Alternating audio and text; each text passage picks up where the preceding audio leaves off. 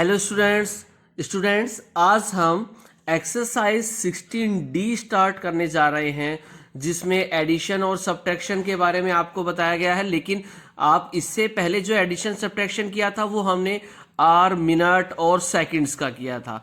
अब इस एक्सरसाइज में हम ईयर, मंथ्स, वीक, डेज इनके अंदर किस तरह से हम ऐड या सब्ट्रैक्ट करते हैं इस पर सीखते हैं। इससे पहले हमने सीखा था आवर, मिनट और सेकंड्स को किस तरह से ऐड सब्ट्रैक्ट। अब हम सीखेंगे ईयर, मंथ्स और वीक एंड डेज में हम किस तरह से ऐड और सब्ट्रैक्ट करते हैं। चलिए देखते हैं। उससे पहले आप ये समझ लीजिए, how many months in a year? There are 12 months in 1 year. 1 year में 12 मंथ्स होते हैं और 1 वीक में 7 डेज होते हैं। बस इसी नॉलेज पर पूरी एक्सरसाइज है। देखिए आप किस तरह से हम क्वेश्चंस करते हैं। सबसे पहले है क्वेश्चन नंबर 1, ऐड के लिए आपको क्वेश्चन जिस तरह से दिखाई दे रहा है, 5 ईयर 8 मंथ्स, 11 ईयर 9 मंथ्स। अब यहां पर हमें क्या ध्यान रखने की जरूरत है, जैसे हम उसमें आवर, मिनट और सेकंड में कैरी लेते थे तो क्या होता था, जैसे आवर से मिनट को कैरी देते थे तो हम क्या देते थे 60, और मिनट से सेकंड में देते थे तो भी 60, और उसका आंसर 60 या 60 से ज़्यादा नहीं होना चाहिए ऐड करते समय। तो बस वही बातें यहाँ हैं। लेकिन यहाँ क्या है, देखो ऐड करते समय मंथ्स, ईयर में मंथ्स कितने होते हैं 12, तो मंथ्स का आंसर 12 या 12 से ज़्यादा नहीं होना चाहिए ऐड करते समय। और इसी तरह सब्ट्रैक्ट करते समय जब हम ईयर से मंथ को कैरी देंगे तो 1 ईयर लेकर आए और मंथ में जाएंगे तो वो क्या बन जाएगा, 12 बन जाएगा। कितना हो जाएगा, 12 बन जाएगा। तो बस यही बातें हमें ध्यान रखनी है कि ऐड करते समय आंसर मंथ्स में 12 से ज़्यादा नहीं होना चाहिए। वीक और डे में 1 वीक में 7 डेज होते हैं तो डेज का आंसर, अगर यहाँ पर वीक है तो यहाँ आंसर 7 या 7 डेज से ज़्यादा नहीं होना चाहिए। अगर ज़्यादा होगा तो यहाँ 7 माइनस करेंगे, मंथ्स में अगर ज़्यादा होगा तो 12 माइनस करेंगे। क्लियर? चलिए देखते हैं क्वेश्चन किस तरह से करते हैं। हम आते हैं इसके सॉल्यूशन की तरफ। क्वेश्चन नंबर 1 था हमारे पास 5 ईयर 8 मंथ्स और 11 ईयर 9 मंथ्स। ये क्वेश्चन हमारे पास था, 5 ईयर 8 मंथ्स और 11 ईयर 9 मंथ्स। ये क्वेश्चन हमारे पास है। देखिए तो क्या करेंगे, हम ऐड करते हैं। चलिए 8 + 9 कितना हो गया, 17, और ये 11 + 5 ये हो गया था 16। चलिए अब देखते हैं। अभी मैंने बताया कि ईयर और मंथ है तो मंथ्स का आंसर किससे ज्यादा नहीं होना चाहिए, 12 या 12 से ज्यादा नहीं होना चाहिए। अगर ज्यादा आएगा तो हमें क्या करना पड़ेगा, 60 माइनस करना पड़ेगा। तो हम यहां पर 60 माइनस करेंगे और बदले में इधर 1 ऐड करेंगे, क्योंकि 12 मंथ से क्या बन जाएगा, 1 ईयर बन जाएगा। अब 12, ये हमारे पास आंसर आ गया 5 मंथ्स और इधर 17 ईयर। समझ गए बेटा कि किस तरह से किया हमने। देखो एडिशन का आंसर 17 आया, लेकिन 12 माइनस क्यों किया, क्योंकि 1 ईयर में 12 मंथ से ज्यादा होते ही नहीं है, तो आंसर 12 भी नहीं आना चाहिए, 12 से ज्यादा भी नहीं। अगर 12 मंथ आएगा तो भी 12 माइनस कर देंगे, क्योंकि 12 मंथ से क्या बन जाता है, 1 ईयर, तो 12 माइनस करके 1 इधर ऐड कर देते हैं। चलिए अब इसी का बी पार्ट देखिए, सेम क्वेश्चन है। 18 year 10 months, 4 year 5 months. Add करेंगे तो देखिए 10 + 5 क्या हो जाएगा, 15 हो जाएगा। तो हमारे पास आंसर आ गया 15। देखिए यहां पर ऐड करना था तो मंथ्स का ऐड किया तो 10 + 5 15, और यहां पर हो गया 12। अब देखिए 15 क्या हो गया, 12 से ज्यादा, 12 मंथ से ज्यादा नहीं होना चाहिए, तो 12 से ज्यादा हो गया तो इसमें से 12 माइनस करेंगे और इस 12 मंथ्स का 1 ईयर बनाकर इधर ऐड कर देंगे। तो चलिए देखते हैं, 15 - 12 3 मंथ्स, और यहां 12 + 1 ये हो गया 13। क्लियर? नहीं सॉरी 12 + 1 ये था 22, ये था 22 था बेटा, 22 था, और ये 23 हो जाएगा। चलिए ठीक है, मुझे लगा 84 है। देखिए 18 + 4, 18 + 4 22, और 22 + 1 23, तो 23 ईयर 3 मंथ्स इसका आंसर आ जाएगा। अब नेक्स्ट इसका C part, week end days. अब वीक और डे में हमें बताया था कि वीक और डे है तो डे का आंसर ऐड करते समय 7 या 7 से ज़्यादा नहीं होना चाहिए। पर यहाँ 8+4 हमने ऐड किया तो 8, 9, 10, 11, 12 डेज आया। अब हम देखते हैं, देखो क्या करते हैं, यहाँ देखिए ये है 12 डेज, 8+4 12 डेज, लेकिन 1 वीक में तो 7 डेज ही होते हैं, 7 या 7 से ज़्यादा नहीं होना चाहिए, लेकिन यहाँ 12 आ रहा है तो हम क्या करेंगे, इसमें से 7 माइनस कर देंगे, आंसर आ गया 5 डेज। लेकिन 7 माइनस किया तो बदले में इधर 1 ऐड भी कर देंगे, इधर 1 ऐड कर देंगे, तो इधर 1 ऐड करेंगे तो 2 और 1 3 हो गया था, 3 और 1 4 आंसर आ गया है। क्लियर? तो इस तरह से 4 वीक 7 डेज। तो याद रखना है, मैं वीक एंड डेज है तो डेज का आंसर 7 या 7 से ज़्यादा नहीं होना चाहिए, और अगर ईयर और मंथ है तो मंथ्स का आंसर 12 या 12 से ज़्यादा नहीं होना चाहिए। अगर इससे ज़्यादा होता है तो ईयर मंथ है तो 12 माइनस करेंगे, वीक एंड डे है तो 7 माइनस करेंगे। ये था क्वेश्चन नंबर 1। उसके बाद हम आते हैं क्वेश्चन नंबर 2, सब्ट्रैक्ट। अब हमें सब्ट्रैक्ट करना है। सब्ट्रैक्ट करते समय जैसे हमने मिनट, आवर और सेकंड में क्या किया था, मिनट से अगर 1 कैरी लेते और सेकंड में छोड़ते तो 60 ऐड हो जाता था, लेकिन यहाँ अगर हम ईयर से कैरी लेंगे और मंथ में देंगे तो वो क्या बन जाएगा, 12 मंथ। इसी तरह वीक से 1 कैरी लेकर अगर डे को देंगे तो क्या बन जाएगा, 7 डेज। तो इस तरह से हम सब्ट्रैक्ट करेंगे। चलिए देखते हैं सब्ट्रैक्ट किस तरह करते हैं। क्वेश्चन नंबर 2, सब्ट्रैक्ट करना है। हमारे पास दिया हुआ है 16 ईयर 9 मंथ और 5 ईयर 11 मंथ। अब हमें पता है 9 में से 11 तो माइनस होगा नहीं, तो हम क्या करेंगे, यहाँ से कैरी लिया, यहाँ से कैरी लिया तो यहाँ क्या बच गया 15, और इधर से 1 ईयर कैरी लेकर आए थे और मंथ में आएंगे तो वो क्या बन जाएगा 12, तो 12 + 9 हो गया 21। अब 21 में से 11 माइनस करेंगे, बच गया 10, तो 10 मंथ्स हो गया है यहाँ पर, और यहाँ था 15 में से 5 माइनस किया 10 ईयर, तो 10 ईयर 10 मंथ्स इसका आंसर हो गया। इसी तरह बी पार्ट हम देखते हैं, 8 वीक्स और 3 डेज, नीचे है 4 वीक्स एंड 4 डेज। तो 3 डेज में से 4 डेज तो सब्ट्रैक्ट कर नहीं सकते, हम यहाँ से कैरी लाएंगे, तो यहाँ काट कर कितना बचा 7, और यहाँ से 1 वीक कैरी लिया। ठीक से समझिए बेटा, यहाँ से 1 कैरी नहीं लिया, 1 वीक कैरी लिया है, और उसे डे में लाएंगे तो वो क्या बन जाएगा, 1 वीक 7 डेज।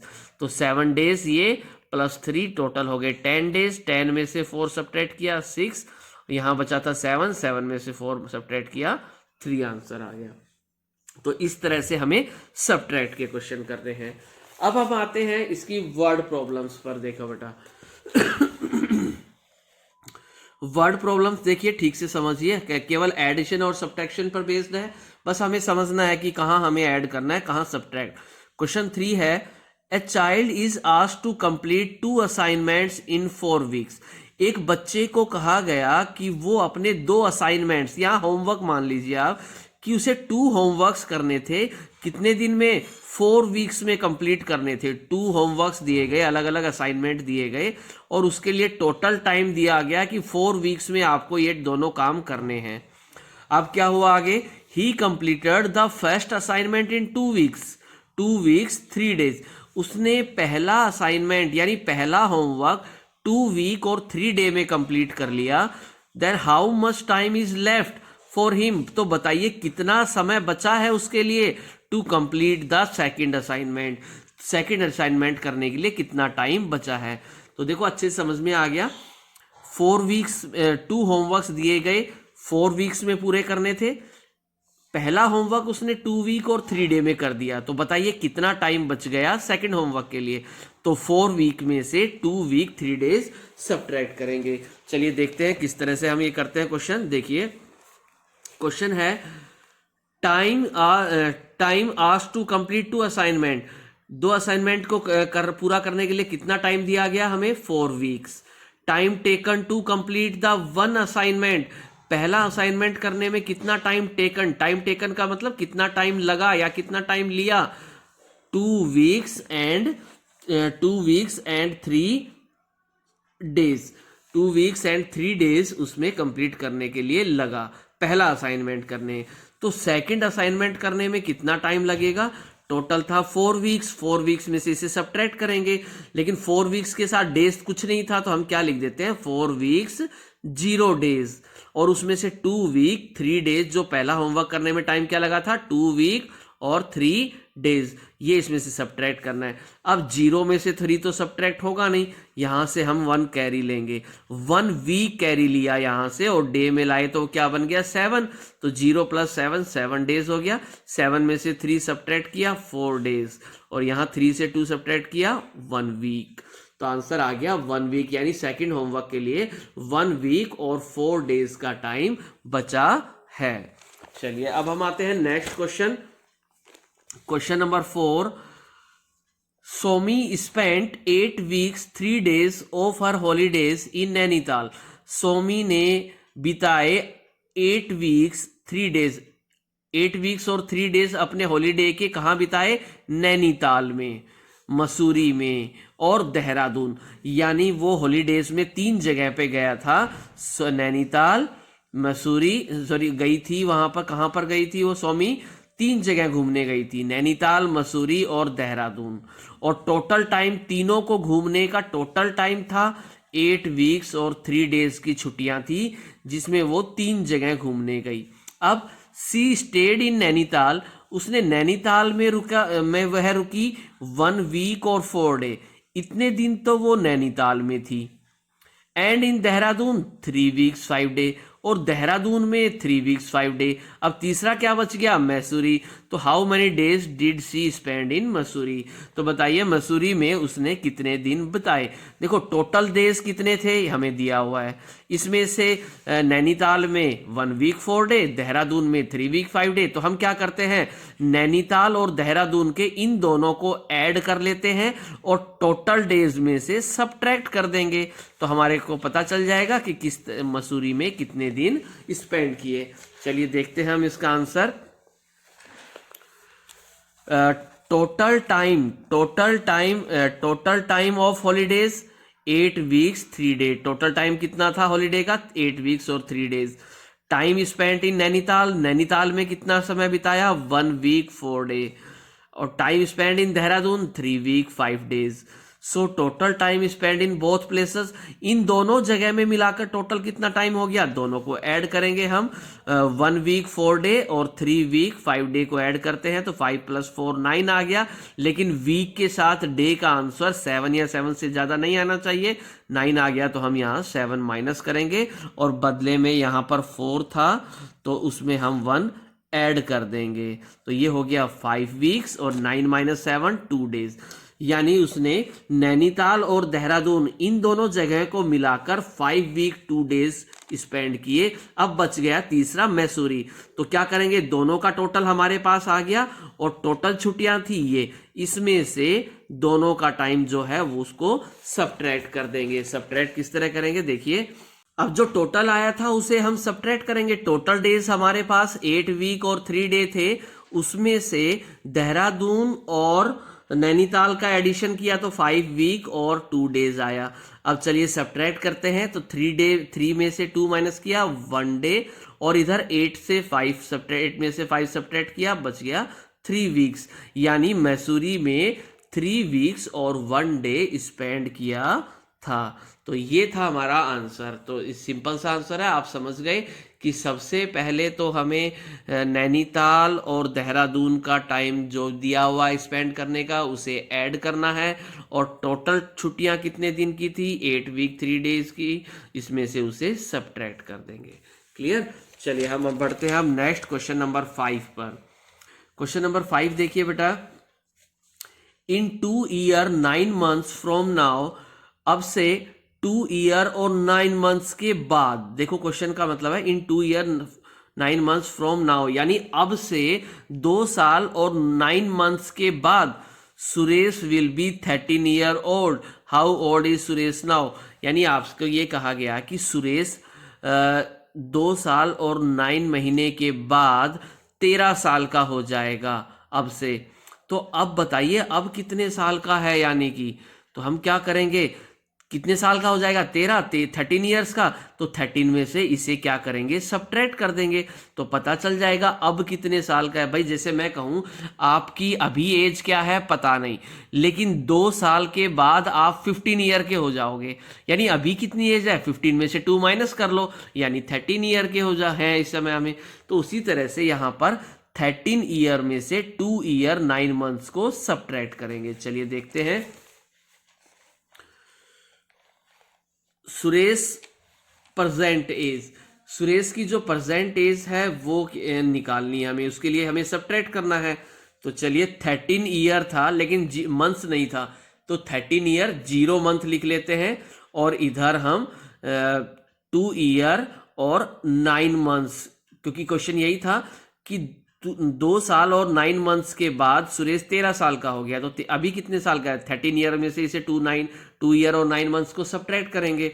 चलो सब्ट्रैक्ट करेंगे तो 0 में से तो 9 माइनस होगा नहीं, तो 13 से 1 कैरी लेंगे, 13 से 1 ईयर कैरी लिया और मंथ को देंगे तो क्या हो गया 12 मंथ, 12 मंथ ये 0 ऐड किया 12 आ गया, 12 में से 9 सब्ट्रैक्ट किया 3, और यहाँ 12 से 2 सब्ट्रैक्ट किया 10, तो आंसर आ गया। यानी अभी वो 10 ईयर और 3 मंथ्स का है, अभी उसकी एज 10 ईयर और 3 मंथ्स की है। क्लियर? तो इस तरह से था ये क्वेश्चन नंबर 5। अब हम आते हैं नेक्स्ट क्वेश्चन, क्वेश्चन नंबर 6।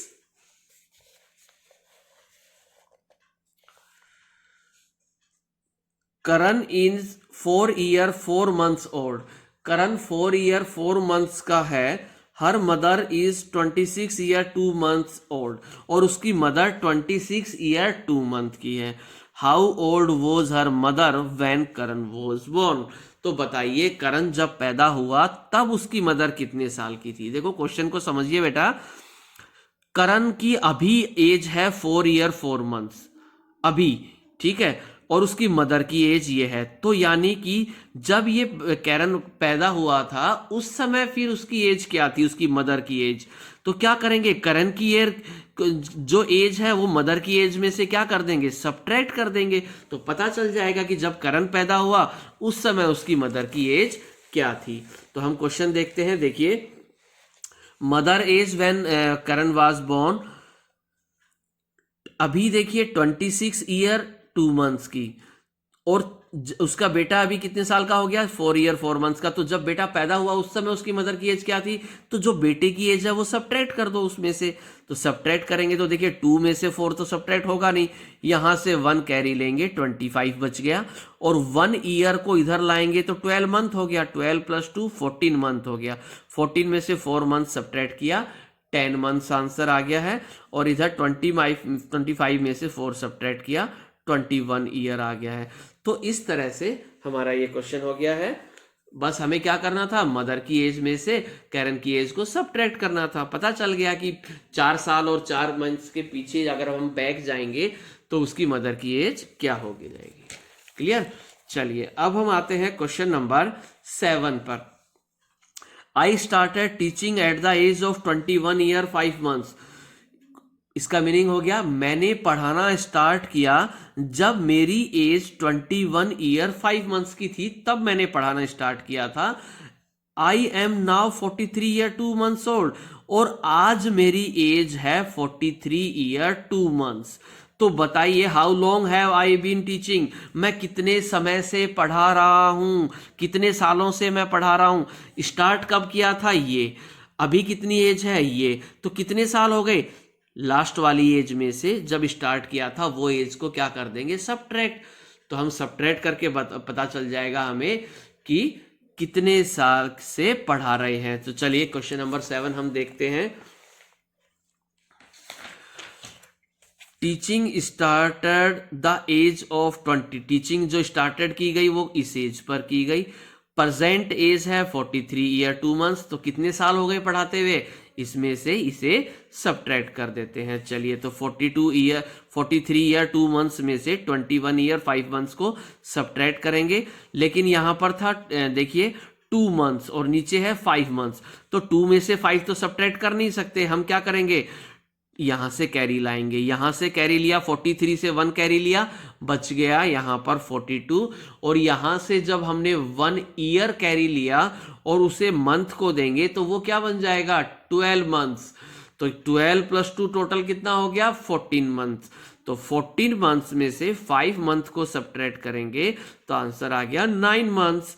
और 42 ईयर में से 21 ईयर को सब्ट्रैक्ट करेंगे तो आंसर आ गया 21 ईयर्स। तो पता चल गया कि कितने साल से वो पढ़ा रहे हैं।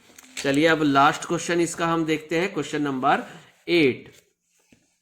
क्वेश्चन नंबर 8 है, Ananya was 10 years 6 months old when her sister Tanya was born। Ananya 10 years और 6 month की थी जब उसकी सिस्टर पैदा हुई। Her sister is now 27 year 8 months। और अब उसकी सिस्टर की एज हो गई है 27 year और 8 months। How old is Ananya now. तो बताइए अनन्या की अब एज क्या है। तो बेटा क्या है, ऐड कर देंगे। भाई देखो, अनन्या पहले इतने साल की थी जब उसकी सिस्टर पैदा हुई, तब इतने साल की थी, और उसकी सिस्टर की आज एज हो गई है 27 year 8 month। तो अनन्या सिस्टर की एज 0 से 27 हो गई, तो अनन्या की एज भी तो 27 ईयर और बढ़ जाएगी। तो पहले एज ये थी, उसमें ये 27 ईयर और 8 मंथ्स और ऐड कर देंगे तो आज कितने साल की हो गई अनन्या हमें पता चल जाएगा। इसके लिए हम इसे ऐड कर देते हैं। देखिए ऐड करते समय अनन्या प्रेजेंट एज, अनन्या की जो प्रेजेंट एज है वो है 10 ईयर। वो निकालने के लिए हमें क्या करना पड़ेगा, पहले अनन्या थी 10 ईयर 6 मंथ की और उसकी जो सिस्टर है वो इतने एज की हो गई अब। तो दोनों को ऐड कर देंगे तो अनन्या की प्रेजेंट एज पता चल जाएगी। चलो ऐड करते हैं, 6 + 8 हो गया 14। लेकिन मंथ्स का आंसर तो 12 से ज़्यादा नहीं होना चाहिए, तो यहाँ 12 माइनस करेंगे, बच गया 2 मंथ्स।